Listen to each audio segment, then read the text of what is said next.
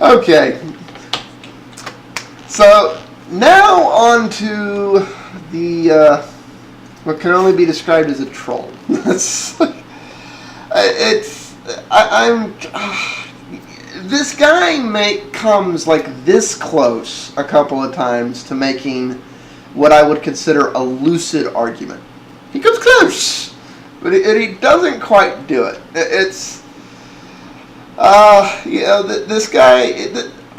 I think this is like the typical. I just tried. This guy right here, who we're not going to name, is the reason there are projects that are the big problem with Linux is it needs to be Windows. And if you'll notice, all of those projects are a hair's breadth away from dying because once you actually get over that, well, Linux doesn't work like Windows, therefore it sucks, hurdle, you realize how limiting Windows is. And in the first half of this guy's letter, or I guess third, maybe quarter, I don't know, he's talking about that. He's like, he started looking at Linux because he was fed up with XP.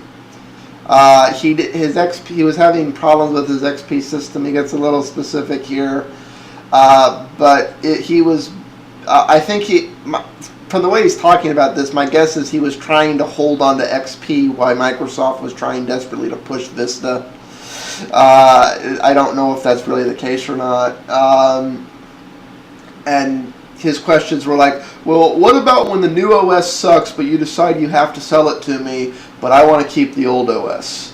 And you're not going to update it, but I just want you to update it, and yada yada and so forth.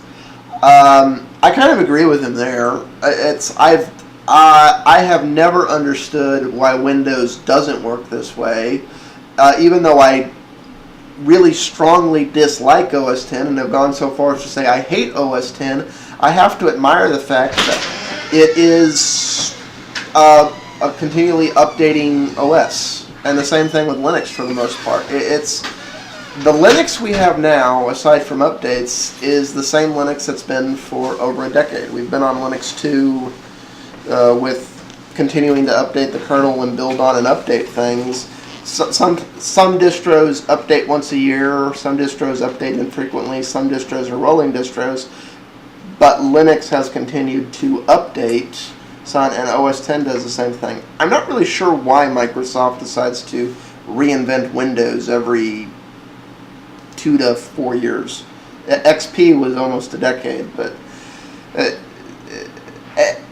I don't know where you stand on this. I personally think people are being delusional. People are under the delusion that Microsoft is not going to go back to this game of we're going to keep changing Windows. They're like, because Windows 7 is basically Vista with Vista fixed, so Windows 8 will be Windows 7 more. Like, I'm not sure I buy that. Every so often, Microsoft sets in and does it like they did with XP. XP was basically 3 OSs. You know, it was XP Service Pack 1, actually 4. XP, Service Pack 1, Service Pack 2, Service Pack 3. But it was treated as one OS. But, you know, that was the longest Microsoft had ever stuck with an operating system without going back and reinventing the wheel. And that was why so many people got mad at them when they came out with Vista, because it was like, what do you mean I have to go buy the whole new thing again, and my software may not work, and my old hardware may not work because the driver development is discontinued. What do you mean I'm screwed and I have to go spend 10 grand? On that note, because that's the real pro, and even this guy acknowledges that that's the benefit of going the open source route, and that the old stuff continues to get worked on or absorbed into new stuff, so you're not just SOL. Do you think Microsoft's finally seen the light and gotten that, or? I don't believe they have, honestly, because basically that would be. Unless they can make money by giving you a completely new product, giving you something that's just barely updated, they're not going to Well, they definitely managed to do it with Windows 7. But Vista was a fail. So it's we give you a really a pretty product that doesn't work very well, and now we're going to charge you for a fixed or a slightly fixed product that works better. Well, if you think about it, that's kind of been the Microsoft model going back for years. You know, think about it. We came out with NT, and then NT was fixed to be XP. Yeah. Which then went for a while. You know, we came out with Vista, which was then fixed to be Windows 7. That's why it's like I'm not sure it'll happen with Windows 8. But I don't see this holding into Windows 9 or Windows 10, you know, whatever they wind up being called. I'm not even sure it'll hold into Windows 8, to be quite honest. They may get it back in their head, oh, we need to reinvent the wheel again. We've done it better, more powerful. Yeah. What else can we try to patent? Yeah. But anyways, this guy went in, so he decided to switch to Linux. He's like, he was asking the same question we answered in the first Q&A, like, well, where do I start? And to me, that's the hardest part about getting started with Linux. It's like, do I do an annual update? Do I do a rolling distro? Do I do a live CD? Do I do a SON? At the end of the day, pick one. Throw it. If you can't decide, put them all on the wall, take a dart, throw it, whichever one it lands on, go that one.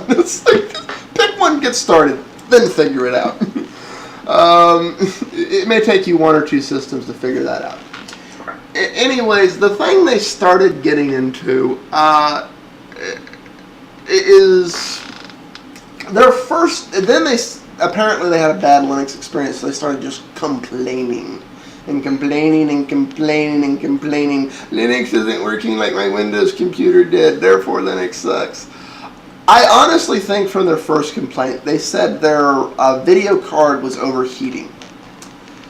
What I honestly think this is, because this was on a laptop, and they say it's on a laptop, a lot of these cheaper laptops underclock both the graphics card and the CPU. So that 85 to 90% of the time, that thing is prevented from running anywhere near to capable of what it's doing, of what it's capable of doing. Right. And with Linux, you have to go in and turn them down manually yourself. This is one of the reasons I think one of the things Linux desperately needs is OEM manufacturers to sell Linux boxes for the grandmas of the world, and like this guy who they are not going to build their own system. They don't know how. They just want somebody to hand them a pretty box that's configured like it needs to be configured for that box. Honestly, I wish manufacturers would not stick hardware in a system that's too much hardware for that system. It's always bugged me that they do that, because you never get use of it, and it's really a waste of money all around. It's like they stuck it in there just to claim they have it, even though you'll never be able to use it without setting the thing on fire. Can you think of another reason maybe his card was overheating? He said it was an NVIDIA one. Did you mention the proprietary drivers or not? He goes into that towards the end. Yeah, he starts complaining endlessly about proprietary drivers.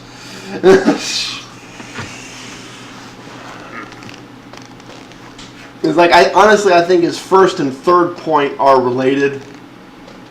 Because he starts in his third point, he starts complaining about, there's no ATI drivers, there's no proprietary NVIDIA drivers, there's no yada yada yada yada and so forth.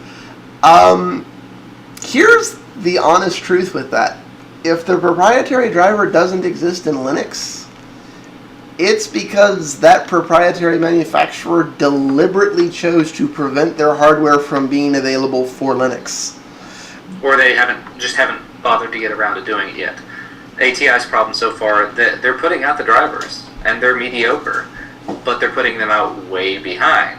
I mean, they actually went out of their way to make it work with Ubuntu 10.04 because basically it was, we've got to make some effort or else we're going to lose a lot of people.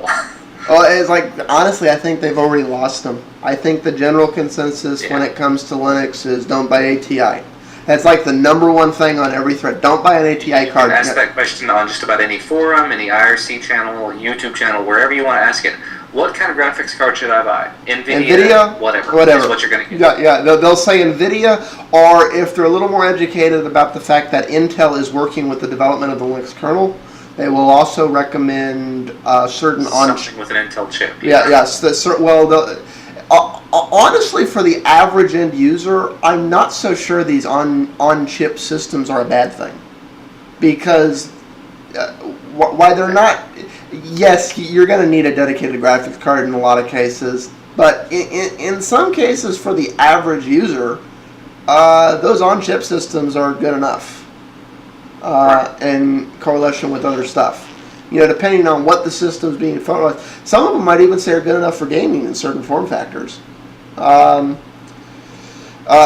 course, there's it's a little bit of a competition here. I still think NVIDIA is the better way to go, but it's like both of them are well supported. The odd monkey out is ATI. That being said, there are some odd NVIDIA cards that have some proprietary stuff, but I have yet to find one where the proprietary is not available to Linux. So I'd love to know what and if this guy's watching this video and wasn't just, I don't even know if this guy's a subscriber or something or what. Probably not, given his comments. But I'd love to know what NVIDIA card he had that he was having all these problems with, or what the laptop model is if he didn't know. It's like, I honestly want to know what this system is he's supposedly bitching about. Well, if perhaps the graphics card in it is just so outdated that it's not supported by the newer drivers, or not supported correctly. That's the other thing. There's a bubble in Linux right now, in that if it's older than 5 years, in some cases 7, it's old enough that even if it was good hardware and the manufacturer, just said screw Linux, a talented group of hackers and coders have been able to write their own drivers for it. If it's newer than that, and it's one of the things where they're just not working with the Linux and open source community, they're deliberately going out of their way to make their hardware not work with this platform, and not working with the collective that basically goes, what do we have to do to help make your hardware work over here? And they go, F you. Then those don't work either. But honestly, most of the new stuff coming out works well. It's that bubble before they started working with the Linux and open source community that stuff doesn't work. It's like going forward, I see Intel, NVIDIA, even AMD, it's like a lot of stuff working. But before now, like even if it's a few years old, it's in that bubble where it doesn't quite work. Yeah.